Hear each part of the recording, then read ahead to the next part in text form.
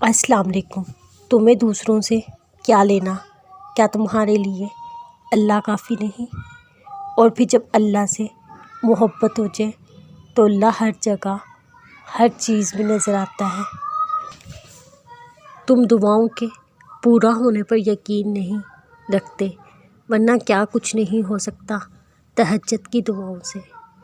تہجد کی دعاؤں میں کتنی طاقت ہے۔ تہجد کی دعا اتنی طاقتور ہے، وہ آسمان کے پار جاتے ہی اللہ سے اپنی بات منوا لیتی ہے۔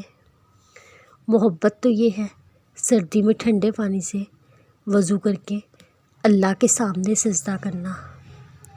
محبت تو یہ ہے فجر کی دعا میں اللہ سے اللہ ہی کی محبت کو مانگنا۔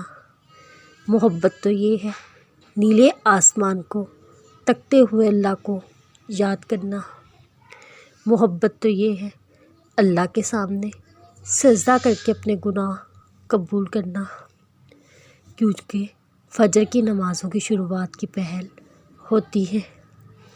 کوئی کتنا کیوں نہ تمہارا دل دکھائے، لیکن اس دل کی داستان اللہ کے سوا کوئی نہیں جان سکتا۔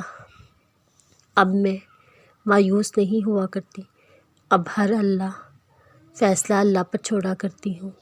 جب سے تھاما ہے ہاتھ اللہ کا، اب اپنی ہر دعاؤں میں اللہ ہی کو مانگا کرتی ہوں۔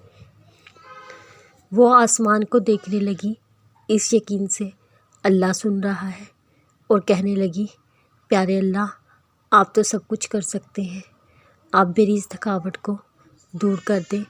میں تھک گئی ہوں، میں مایوس ہوں ہر اس چیز سے جو میرے بس میں نہیں، پر میں ان چیزوں کے پیچھے وہ منزل اور راستہ میرے لیے بہتر نہیں ہے۔ پیارے اللہ، آپ تو بہتر کو بھی بہترین بنا دیتے ہیں۔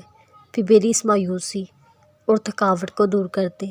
آنکھوں میں نمی اور اداسی بھری ایک لمبی سانس لیتے ہوئے کہہ رہی تھی پیارے اللہ، مجھے بہترین سے نواز دے۔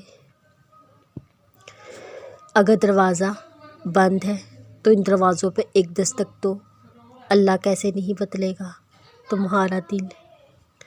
دعائیں اگر دل سے مانگی جائے تو مقدر بدل جاتا ہے۔